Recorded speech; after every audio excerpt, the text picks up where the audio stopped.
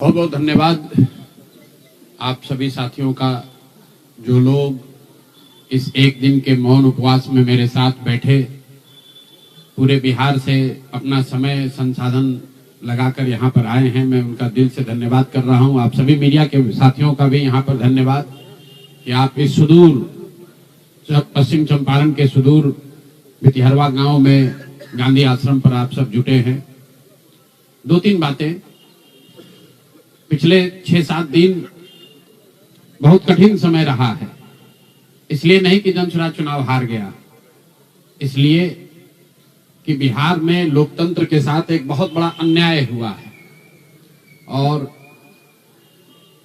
जनसुराज की सोच से जुड़े हुए लोग, जनसुराज को मानने वाले लोग, जनसुराज परिवार के सदस्यों के लिए गांधी जी का भितिहरवा स्थित ये आश्रम हमेशा से प्रेरणा का स्रोत रहा है। तो जब हम लोगों के लिए ये कठिन समय रहा है तो हम लोग वहां पर वापस आए हैं जहां से इस सोच की, जहां से इस अभियान की शुरुआत करी थी आज से 3.5 साल पहले। यहीं से चंद लोगों ने पैदल चलना हम लोगों ने शुरू किया था। देखते देखते 2-2.5 बरस में जनसुराज लाखों लोगों का परिवार बन गया। लाखों लोग इस सोच से जुड़े और सबसे बढ़ के बिहार में लाखों ऐसे लोग हैं जिनके मन में ये आशा जगी कि बिहार में भी कुछ बदल सकता है, बिहार में भी व्यवस्था बदल सकती है, बिहार में भी बच्चों के लिए पढ़ाई हो सकती है, यहाँ पर भी रोजगार हो सकता है, यहाँ पर से भी पलायन बंद हो सकता है। लोकतंत्र में चुनाव में हार जीत होती रही है। हम लोग चुनाव से जुड़े रहे हैं, ये कोई नई बात नहीं है, नई घटना नहीं है। लेकिन लोकतंत्र की बुनियाद में है वोट।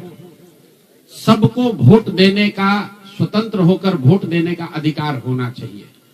स्वतंत्र भारत के इतिहास में पहली बार ऐसा हुआ है जब समाज का जो गरीब तबका है उसका वोट खरीद लिया गया। ऐसा कभी नहीं हुआ।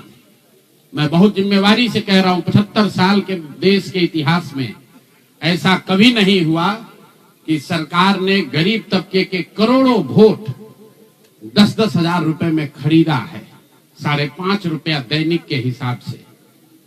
ये साधारण बात नहीं है। आप जब संविधान लिखा जा रहा था तो बाबा साहब अम्बेडकर ने क्या कहा है, जाकर पढ़िए। उन्होंने कहा कि मैं देश, आपकी जानकारी के लिए बता दूं, भारत उन चंद देशों में है जहां आजादी के बाद पहले दिन से यूनिवर्सल वोटिंग का राइट है कि गरीब से गरीब आदमी भी, अनपढ़ हो, पढ़ा लिखा हो, किसी वर्ग का हो, किसी जाति, किसी धर्म का हो, उसको वोट देने का अधिकार है। अमेरिका जैसे देश में अधिकार मिलने में 10 को लग गए। इस देश में यह अधिकार रहा है और बाबा साहब ने कहा कि मैं लोगों को हथियार नहीं, उनको वोट का अधिकार दे रहा हूं और वो वोट के अधिकार से ही पूरी व्यवस्था बनती चलती है। सरकार चुनाव के पहले योजना निकालती है कि जो लोग भी गरीब हैं, जो लोग, आप जो कैबिनेट का डिसीजन है उसको पढ़िए, उसमें लिखा गया है कि जो लोग भी इनकम टैक्स नहीं देते हैं और जो सरकारी नौकरी नहीं करते हैं, वो सारे परिवार के लोग, उनको 2-2 लाख रुपया दिया जाएगा रोजगार करने के लिए। और फिर अगले 1 महीने तक सरकारी व्यवस्था लगाकर महिलाओं को 10-10 हजार रुपए देकर उनका वोट खरीदा जाता है। उनके पीछे सरकार की व्यवस्था लगती है, वो पैसा लेकर बदल ना जाए। उनको जीविका के समूहों से जोड़ा गया, उनको जीविका की दीदियों को उनके पीछे लगाया गया कि भाई तुम जाकर इसी पर वोट करना। ये हुआ है तब आपको ये प्रचंड बहुमत दिख रहा है। कल गांधी मैदान में लोग शपथ ले रहे हैं, शुचिता की शपथ ले रहे हो। हम लोग नीतीश कुमार को ईमानदार व्यक्ति मानते हैं। मैं व्यक्तिगत तौर पर उनसे जुड़ा रहा हूं, व्यक्तिगत तौर पर ईमानदार। लेकिन ये ईमानदारी की कौन सी परिभाषा है? सिर्फ कॉन्ट्रैक्टर से और ट्रांसफर पोस्टिंग में पैसा लेना ही बेईमानी नहीं है। संविधान में जो बात लिखी गई है उसकी अवहेलना भी बेईमानी है। और ये सिर्फ बिहार का मसला नहीं है। मैं आपके जरिए पूरे देश के लोगों को ये बताना चाहता हूं, ये बिहार के चुनाव के परिणाम, आप इसको गंभीरता से लीजिए। ये जनसुराज का मामला नहीं है। अगर ये चीज अलाउ कर दी जाए तो देश से लोकतंत्र खत्म हो जाएगा। कोई भी दल जो सत्ता में है वो कभी चुनाव ही नहीं हारेगा। किसी भी सरकार के लिए 15, 20, 30 हजार करोड़ रुपया कहीं से कर्ज लेकर भी लोगों से को बांटने में कोई दिक्कत नहीं, कोई कर सकता है। आप देखिए बिहार सरकार के पास पैसा नहीं था, कंटीजेंसी फंड से पैसा डाइवर्ट करके, वर्ल्ड बैंक का पैसा जो दूसरे काम के लिए था उसको डाइवर्ट करके ये वोट खरीदा गया है। और मैं बिल्कुल गंभीरता से दावे के साथ कह रहा हूं, कैमरे पर कह रहा हूं कि सरकार ने ये 10-10 हजार रुपए में वोट खरीदा है। अगर मैं गलत कह रहा हूं तो सरकार हम पर केस कर दे, हमको जेल में डाल दे, पीछे हटने वाले नहीं। गांधी जी ने जब अहिंसा की परिभाषा लिखी है तो उसमें लिखा है कि अन्याय का प्रतिकार होना चाहिए। हमारा कोई द्वेष नहीं है, हमारा कोई झगड़ा नहीं है, हमारी कोई लड़ाई नहीं है, लेकिन ये अन्याय है। ये अन्याय जनसुराज के लिए नहीं है, राजनीतिक दलों के साथ नहीं है, कैंडिडेट के साथ नहीं है जो जीते और हारे।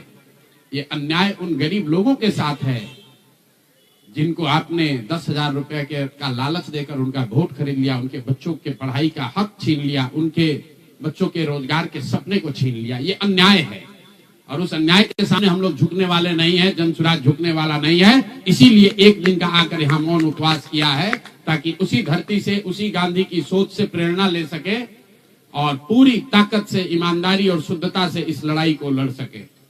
वो सारे गरीब लोग जिनको आपने 2 लाख रुपए का लालच दिया, 10,000 रुपए का पहला इंस्टॉलमेंट दिया, अब ये जनसुराज की जिम्मेवारी है कि हर उस व्यक्ति तक हम लोग पहुंचेंगे और सरकारी तंत्र उसको उलझा ना दे, ये ना कह दे कि ये फॉर्म नहीं भर पाया। इसलिए अब जनसुराज वो जिम्मेवारी लेगा। हर वो महिला जिसको 10,000 रुपया दिया गया और ये कहा गया कि अगर आप ये फॉर्म भरिएगा तो आगे आपको 2 लाख रुपए की मदद मिलेगी, अब जनसुराज वो जिम्मा उठाता है। आने वाले 1 साल 1.5 साल तक घर घर जाएंगे और आपके माध्यम से उन सारी महिलाओं को ये बताना चाहता हूं कि आप घबराइए नहीं। सरकार के अफसर आपको कहेंगे कि आप जो सरकारी शर्तें हैं उसको पूरा नहीं कर रही है। आपको 10,000 रुपए देते समय कोई शर्त नहीं रखा गया, लेकिन अब आगे क्योंकि आपसे वोट लेना था, आपसे वोट खरीदना था, अब 2 लाख रुपए देना है तो आपको सरकारी अफसर शर्त की बात करेंगे। तो सरकारी शर्तों के हिसाब से जो यहाँ के ग्रामीण विकास मंत्रालय ने जो शर्त जारी किए हैं, उस शर्तों के हिसाब से, उसके मुताबिक बिहार की 1.5 करोड़ महिलाओं से फॉर्म भरवाकर सरकार को जमा कराने का जिम्मा अब जनसुराज के साथियों का है। हम लोग उन घरों तक जाएंगे और आपके सामने ये घोषणा कर रहे हैं 15 जनवरी के बाद जनसुराज की ओर से सारा जनसुराज परिवार हम लोग घर घर जाएंगे। इस राज्य के 1,18,000 वार्ड में हम लोग बैठकें करेंगे और बिहार के उन लोगों को जिनको ये पैसा देकर वोट खरीदा गया है उनसे वो फॉर्म भरवाएंगे। सरकार की जो योजना की शर्तें हैं उसके हिसाब से वो कागज जमा कराएंगे ताकि उनको या तो 2 लाख रुपया मिले या फिर भविष्य के लिए उनको समझ में आ जाए कि कभी गलती से भी वोट बेचना नहीं है, किसी भी लालच में नहीं पड़ना है, क्योंकि आज हुआ है, ये तो 5 वर्ष के बाद भी हो सकता है। इसलिए दोनों काम करना है। उन लोगों के साथ जब हम लोग बैठेंगे तो उन्हें ये बताएंगे कि देखो जो 10,000 रुपए देकर तुम्हारा वोट खरीद लिया, अब वो तुम्हें 2 लाख रुपया नहीं देगा। तो उनको ये समझ भी होगी, सरकार की जवाबदेही भी तय होगी और आगे भविष्य में ऐसा न दोहराया जाए ये भी होगा। इसलिए 15 जनवरी से जनसुराज की ओर से 1,18,000 वार्डों में और 550 प्रखंडों में ये बिहार नव निर्माण संकल्प अभियान शुरू किया जाएगा, जिसमें मैं स्वयं और मेरे जनसुराज के सभी साथी अगले 15 से 18 महीने 1.5 बरस सब कुछ भूलकर हम लोग हर गांव, हर प्रखंड, हर वार्ड, हर घर तक पहुंचेंगे और हर उस व्यक्ति के साथ जिसके साथ अन्याय हुआ है उसके साथ खड़े होंगे, उसकी मदद करने की कोशिश करेंगे।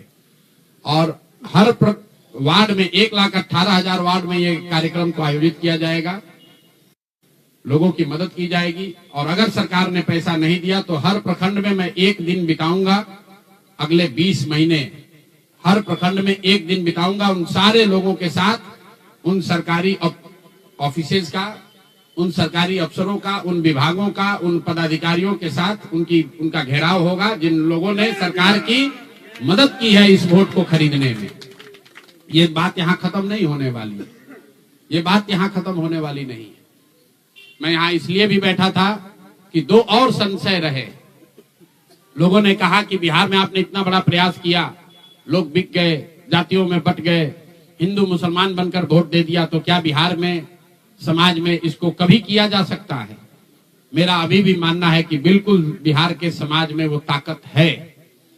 वर्षों की लगी काई है, संभव है हम लोग को थोड़ा और मेहनत करना पड़ेगा, तो बिल्कुल जन सुराज परिवार की ओर से, मैं व्यक्तिगत तौर पर और जन सुराज परिवार की ओर से मैं आपको फिर से आश्वस्त कर रहा हूं कि हम लोग एक कदम भी पीछे नहीं हटने वाले हैं।